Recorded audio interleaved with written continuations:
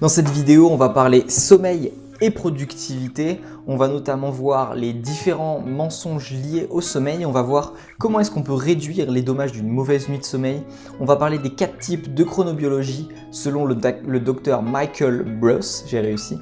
Et on va aussi voir 4 petits conseils pour améliorer son sommeil au quotidien. Salut, j'espère que tu vas bien, je suis hyper content de te retrouver. Si tu ne connais pas, je m'appelle Duncan, je suis un jeune entrepreneur qui consacre tout son temps et son énergie à découvrir les mécanismes de productivité qui peuvent aider les jeunes entrepreneurs à être plus productifs. Tu auras normalement une petite annotation vers la vidéo qui t'explique qu'est-ce que je fais et pourquoi est-ce que je le fais. En attendant, on va pas aller plus loin. Si tu es intéressé par tout ce qui est productivité, je t'invite à cliquer sur le premier lien en description. Il te redirigera vers le mail quotidien que j'envoie à tous les jeunes entrepreneurs ou à toutes les personnes qui souhaitent améliorer leur productivité. Et après cette petite autopromotion, on est parti. Donc le sommeil, pourquoi est-ce que c'est important et pourquoi est-ce que j'ai envie d'en parler? Tout simplement parce qu'en fait hier, j'étais extrêmement fatigué et je m'en rends compte à partir du moment où je suis fatigué, où mon énergie physique n'est pas présente, je suis incapable d'être productif. Du moins, je le sens très vite, ma productivité décroît énormément et donc c'est très compliqué pour moi de faire tout ce que j'avais à faire. Pour vous donner un petit exemple, quand j'étais en première année de médecine, ma première année, je m'étais dit je vais dormir 7 heures, comme ça j'aurai plus de temps pour travailler. Ce qui s'est passé, c'est que je ne l'ai pas eu la première année, même si j'ai fait un résultat qui était plutôt satisfaisant par rapport à ce que je pensais faire. Mais ce qui s'est passé, ce que j'ai décidé de faire, c'est que ma deuxième première année, j'ai décidé de dormir 1 heure de plus. Et je me suis dit, bon bah, le reste de la journée, je vais essayer de charbonner pour être vraiment productif.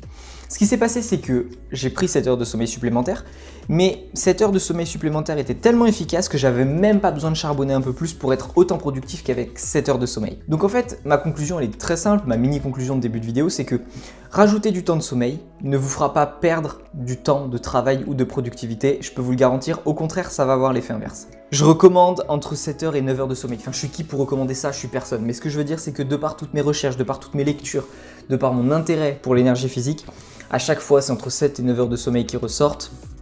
Pour moi, je m'en suis rendu compte, 7 heures, c'était pas assez. Aujourd'hui, 8 heures, c'est le ratio parfait. Donc voilà, je vous invite à vraiment trouver votre ratio. De toute façon, on va en parler dans cette vidéo avec les 4 types de chronobiologie.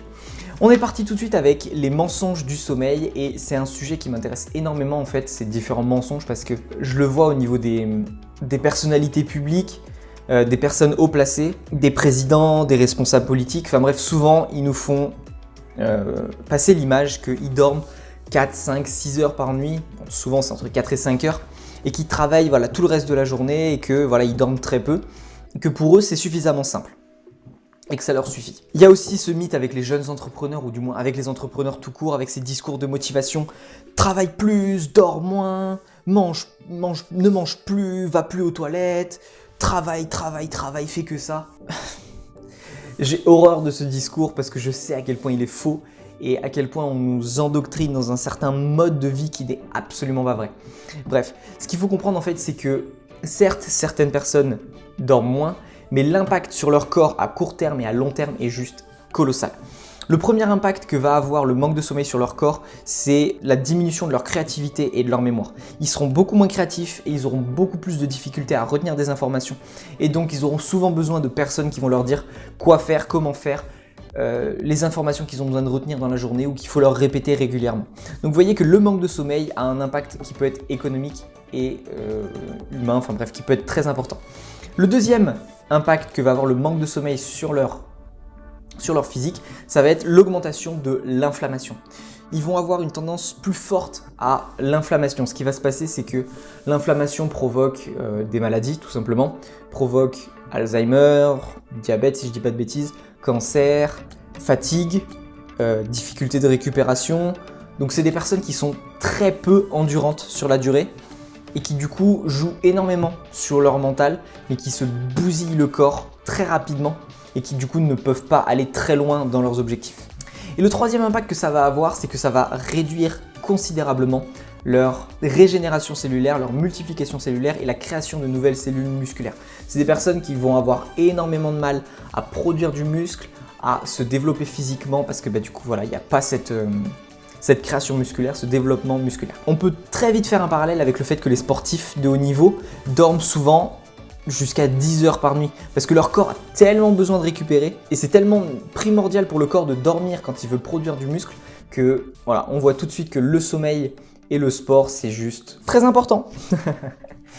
Donc voilà pour les mythes liés au sommeil. J'espère que vous prendrez soin de votre sommeil. Rien que par rapport à ça, moi je vous recommande mais vraiment de prendre soin de votre sommeil. C'est le premier truc que je peux recommander à n'importe qui. Donc la deuxième partie, on passe tout de suite à la deuxième partie plutôt. On va parler de comment réduire les dégâts d'une mauvaise nuit. Le premier conseil que je peux vous donner, c'est de boire suffisamment d'eau. Pourquoi? Parce que tout simplement, ça va fluidifier votre sang. Fluidifier votre sang, ça va permettre du coup d'apporter les nutriments nécessaires à votre corps, à vos différentes cellules, à vos organes. Ça va aussi vous permettre d'apporter l'oxygène, donc je vous invite aussi à respirer. Ça va apporter tout cet oxygène à vos différentes cellules qui vont ensuite l'utiliser pour produire de l'énergie. Et puis ça va aussi permettre à votre cerveau d'être oxygéné, d'être libéré des mauvaises... de la fatigue, enfin bon, l'eau, c'est 80% de notre corps, donc c'est forcé que ça donne plus d'énergie. Le deuxième conseil que je peux vous donner, c'est de ne pas consommer trop de café. En fait, une des molécules présentes dans le café est très similaire à une molécule qui vient se fixer sur certains récepteurs de notre cerveau qui nous invite à dormir. Ce que je vous invite à faire, c'est du coup de ne pas trop consommer de café parce que ce qui va se passer, c'est donc que cette molécule va venir se fixer sur ces récepteurs et donc en plein milieu de la journée, plus ces récepteurs sont saturés et plus vous aurez d'autant plus envie de dormir.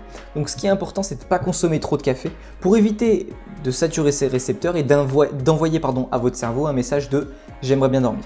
Ok ? Le troisième conseil que je peux vous inviter à faire, c'est de vous mettre en mouvement, de vous mettre à la lumière et de prendre un maximum de vitamine D.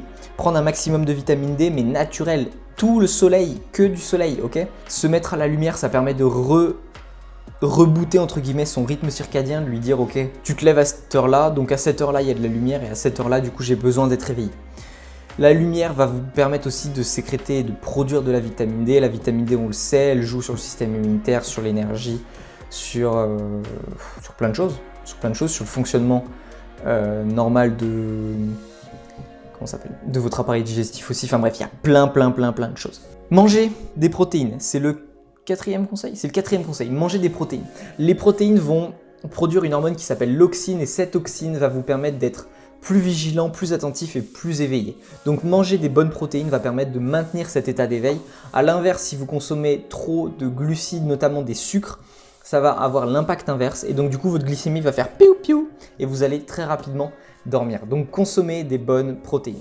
Prendre des compléments alimentaires pour l'immunité, 1 gramme de curcuma ou de curcumin ou de charbon actif, ça permet de maintenir ou de réduire les dommages de l'inflammation qui du coup viennent détruire votre immunité. Donc prendre des compléments alimentaires pour l'immunité les jours où vous avez mal dormi permet de maintenir votre système immunitaire en force ou du moins en état pour continuer à se défendre la journée, notamment si c'est en hiver ou si c'est dans une période où vous êtes déjà malade. Prenez soin de votre système immunitaire. Et le dernier conseil, qui je pense va tomber sous le sens pour beaucoup d'entre vous, c'est de faire une sieste.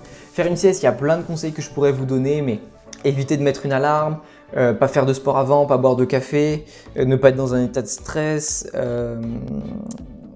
avoir une sorte de routine de sommeil, de sieste, enfin bref.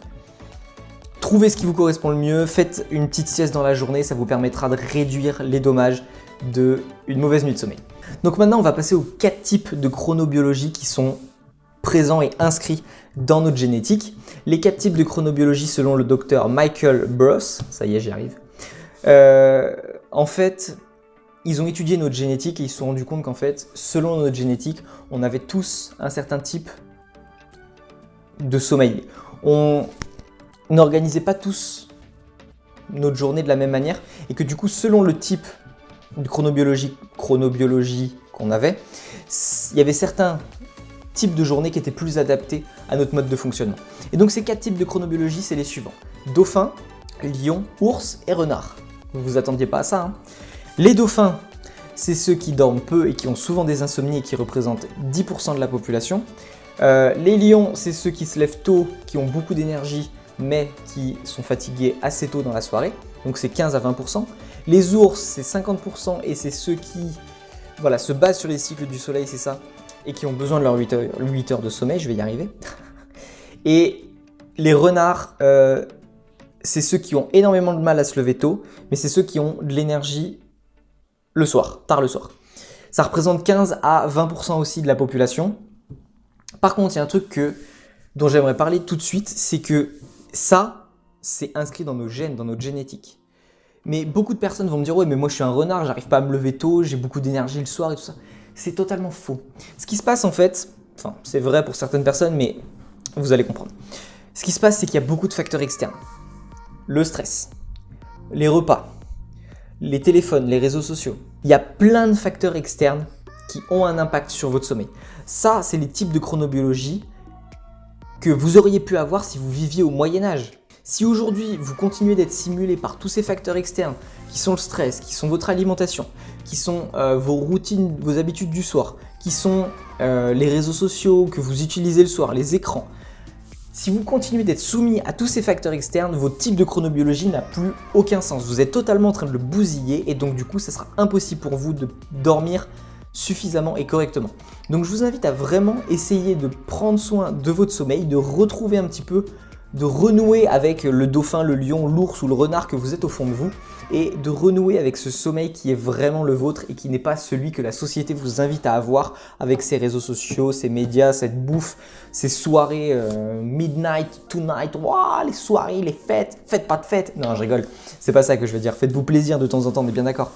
Mais prenez soin de votre sommeil en priorité. Donc du coup, on passe à la dernière partie qui va être les 4 conseils que j'aimerais vous partager pour améliorer votre sommeil, que j'utilise personnellement et que du coup, je vous partage. Le premier conseil, ça va être de vous coucher tôt, à la même heure de préférence et avant 22h30. Avant 22h30, voire même avant minuit en fait, parce que tout ce qui va être le sommeil avant minuit sera beaucoup plus réparateur. Je pense que vous le savez déjà, je vous apprends rien. Mais bref, pour faire dans les grandes lignes, tout ce qui est sommeil avant minuit sera beaucoup plus réparateur. Avant 22h30, c'est vraiment le top parce que bon, après vous avez 1 heure avant minuit, ça sert plus à grand chose.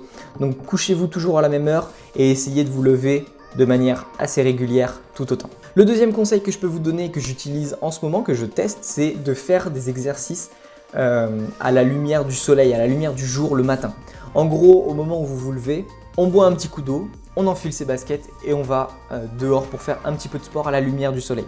Honnêtement, pour l'avoir fait quelques fois, et je suis en train de mettre en place l'habitude, mais ça fait extrêmement du bien, on se sent tout de suite réveillé, on se sent tout de suite un peu en lien avec la nature, on respire l'air frais, voilà, on est dehors et tout de suite, voilà, tout de suite ça nous met de l'énergie, tout de suite on a ce sentiment d'être éveillé, d'être réveillé et c'est sacrément agréable. Le troisième conseil que je peux vous donner, c'est d'éviter les gros repas le soir. Tout simplement, pour vous faire un cas concret, clairement, ces derniers jours, je mange beaucoup plus léger le soir et un peu plus tôt. Je dors beaucoup mieux, je m'endors plus facilement, je me réveille avec plus d'énergie. Par contre, il y a 1 semaine ou 2, je ne me rappelle plus, mais j'avais fait quelques gros repas. Le soir, énormément de mal à m'endormir. Je dormais hyper mal, je me réveillais souvent. Et le matin, je me réveillais, j'étais encore fatigué. Donc, le constat est très simple, ça paraît assez drastique, mais pour moi, ça marche comme ça. Donc, je vous invite à faire le test. Hein. Faites une nuit où vous mangez, mais comme n'importe quoi la veille, enfin le soir. Et faites une autre nuit où vous mangez hyper léger, assez tôt, au moins 2 voire 3 heures avant de dormir. Et faites le test. Voyez pour vous comment ça marche. Comme je vous l'ai dit, on a tous une génétique qui est différente, donc on va tous réagir de manière différente. Mais ça, c'est assez physiologique quand même. Quand on digère, on a besoin de sang qui est concentré vers notre estomac et qui n'est donc pas concentré vers notre cerveau, qui circule pas normalement parce qu'il y a un afflux énorme au niveau de l'estomac. Donc ça paraît logique qu'on soit moins reposé. Et le 4e conseil qui est hyper et extrêmement efficace, c'est vraiment de supprimer toutes les lumières bleues 1 heure avant de dormir, voire 2 heures. Les lumières bleues, c'est ce qui va bloquer la sécrétion de mélatonine. La mélatonine, c'est l'hormone qui, à partir d'un certain seuil dans votre corps, va vous inviter vraiment à dormir, va vous faire sentir ce sentiment de fatigue.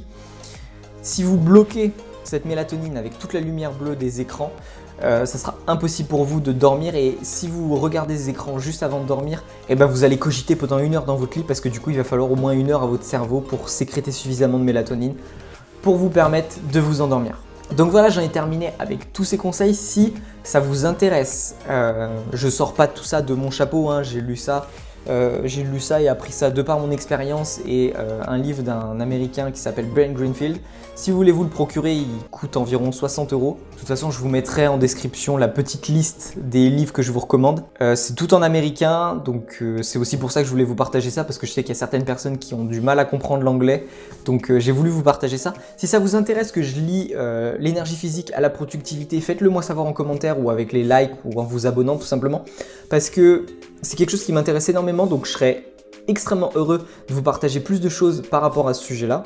Et puis en attendant, comme je vous l'ai dit au début de la vidéo, vous avez le premier lien vers le mail quotidien que j'envoie aux jeunes entrepreneurs où je vais encore plus en profondeur avec eux. C'est très complémentaire des vidéos que vous pourrez trouver sur YouTube.